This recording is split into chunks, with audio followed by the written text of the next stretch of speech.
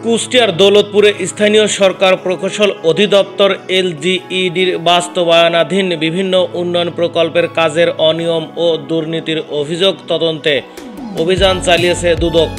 গতকাল মঙ্গলবার দুপুর 1টায় উপজেলার আল্লার দরগা রিফায়েতপুর সড়কের উন্নয়ন কাজে অনিয়ম ও দুর্নীতির অভিযোগ পেয়েছে তারা।